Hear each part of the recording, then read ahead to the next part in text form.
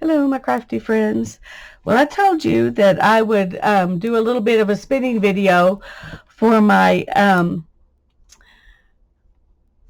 sweater spin. This is bat number 2, and I'm just going to take a little bit of it off. This is the way I've been spinning it. And I just take a little bit off like this and put the rest aside. And you can see there's different, all different kinds of fibers in there.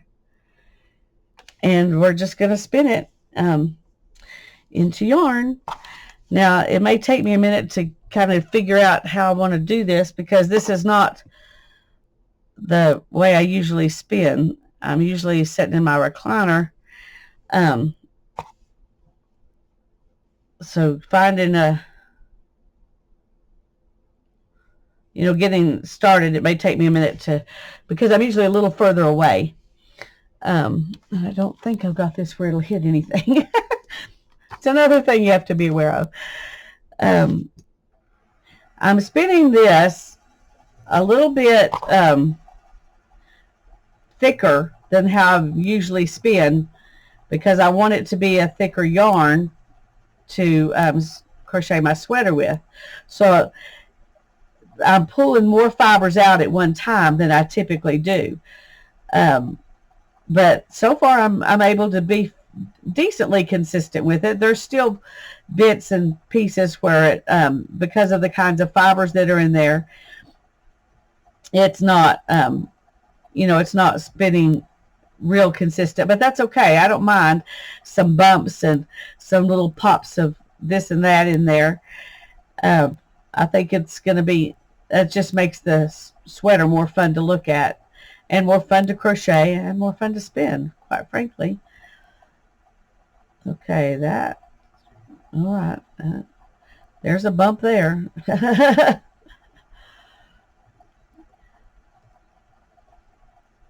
I'm trying to see if my spinning wheels, you can't see it on the bobbin, but I'll bring the bobbin over here and show you in just a minute.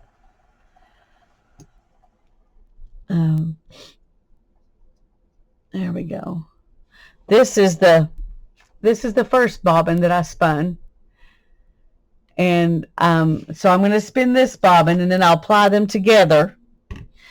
And it will look something like this, except this yarn is, this is spun finer than what I'm spinning right now. So I'll use a bigger crochet hook when I crochet it. But this is kind of what it's going to look like. My sweater's going to look like. Anyway, I think it's going to be fun and pretty. I'm really excited about it.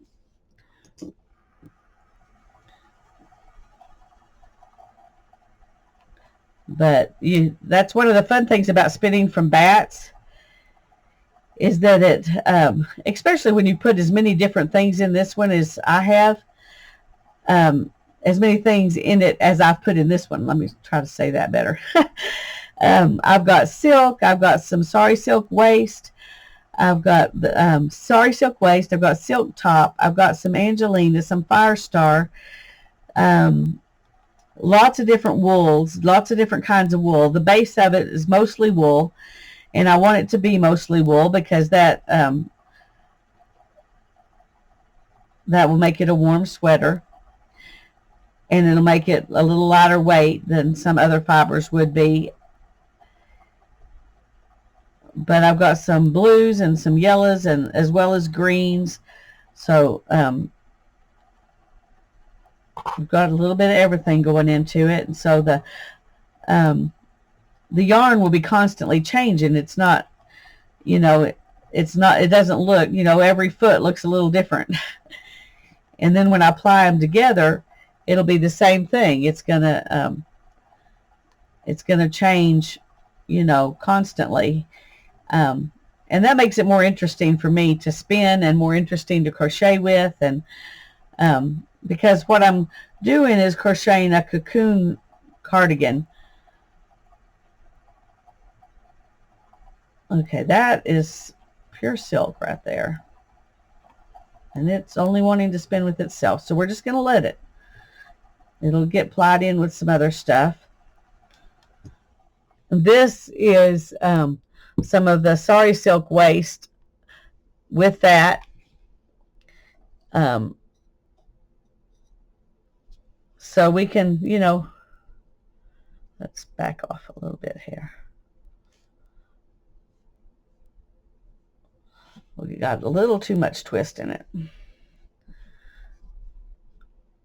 Okay.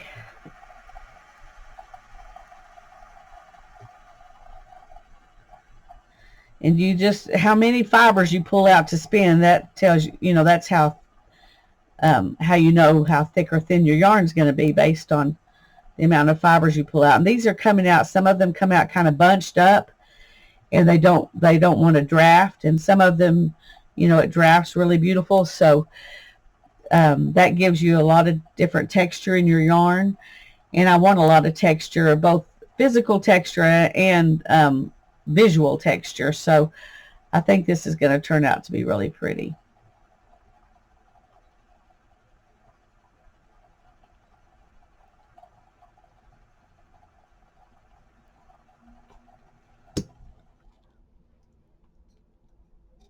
This, I'm maybe getting it a little thicker than the other one was.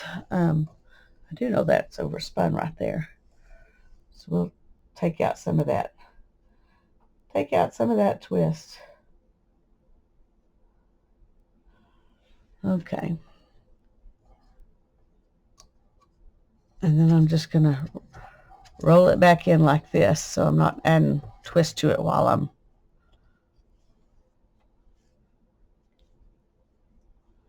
let's give it a little place to go. There we go.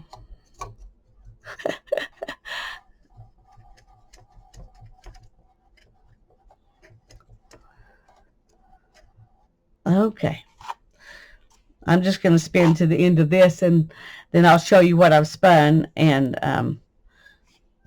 that's all. I'm not going to make it a long video because there's not that much probably to talk about while I'm spinning. And you know, 2 minutes of this is the same as an hour of it as far as what you see. But anyway, the cowl is made in a shape of a rectangle. Not cowl, I'm sorry. It's called a cocoon sweater. The cocoon part is made with a rectangle.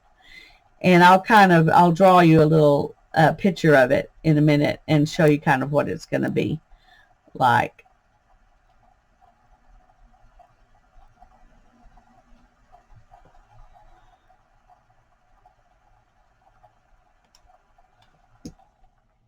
I don't know if you can see it. Probably can't, but there's some sparkly green Angelina in there. And then you've got this little puffy piece of wool right there that's not wanting to come out. Okay.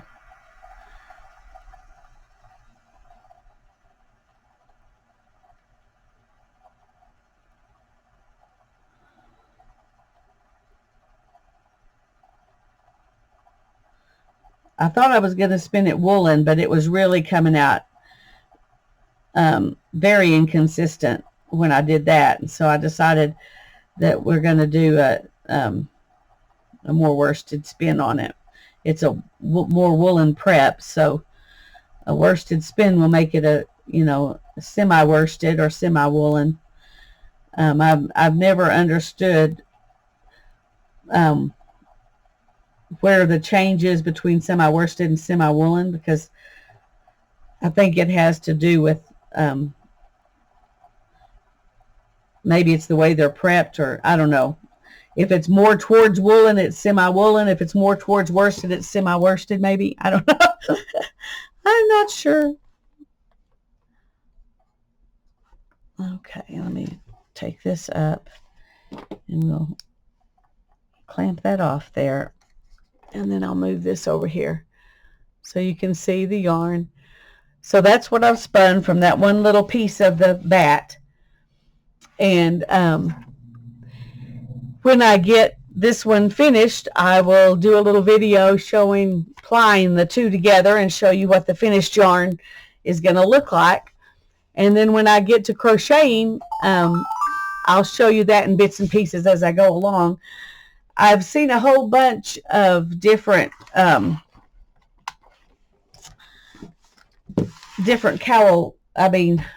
cocoon shawl patterns. Let me find a piece of paper and I can show you how this works. Actually, a piece of fabric would probably work better. Just a sec. Okay, you got fabric over here. All right. Okay. Let's see. Let's say this is your rectangle of fabric. This is a messy piece of fabric, but anyway. What you do is you take these and you fold them till they match on this side, and then you fold this until it matches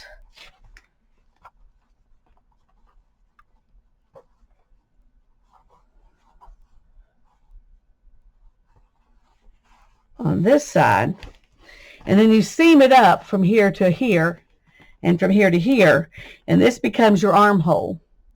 And then you can crochet around and make an actual sleeve, you know, or you can just crochet a little bit around it and make it loose and more up here instead of down here, which is probably what I'm going to do. And then you crochet around here, back and forth, and then that turns into the neck, and then you leave the base flat. Some of them you go ahead and go all the way around in a circle, and this really cups up at the bottom. Some of them you extend this down further. Let me see if I can show you that. You extend, you mark from here to here, and then you crochet further here, and then you crochet around, and that makes it a little bit different shape. So there are lots of different shapes you can do it, and you can do it in almost any crochet stitch that you want. So those are the things I still have to decide. Anyway, I've made 10 bats so far, so I've got 6 more bats to go, and the 16 bats will make 8 skeins of yarn, and that should be more than enough for my sweater. Here's a little piece that I might as well go ahead and spin this little piece so I don't lose it. I might as well go ahead.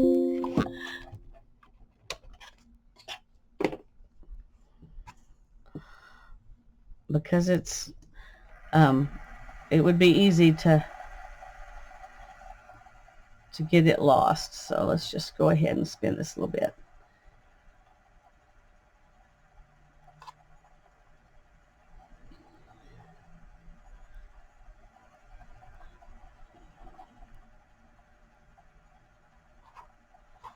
I took some off of 2 bats to make my sample swatch, and this was I took off just a little too much, and so I stuck this back in the bag, and well, I think I'm going to leave that.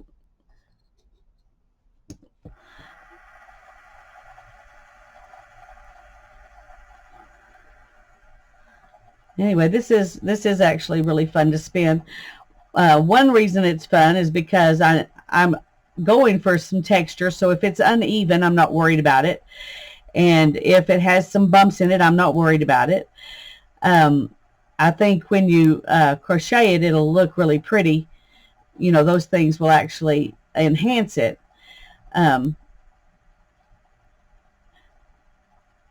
But we'll find out.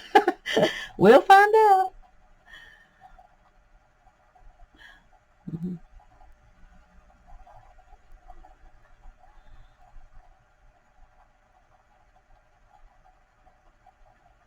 Anyway, I do love this little e-spinner because I can set, you know, in my recliner, and look, there's even some purpley pink.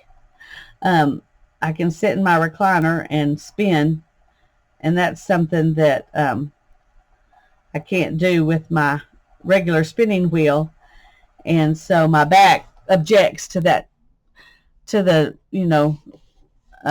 treadle wheel. And so this e-spinner's given me a chance to kind of get my spinning life back, and I'm very happy about that. Anyway, I'm looking forward to getting this sweater done. Maybe it'll be done for next winter. Hopefully. Oh. Anyway, God bless you. Love you all. Bye-bye.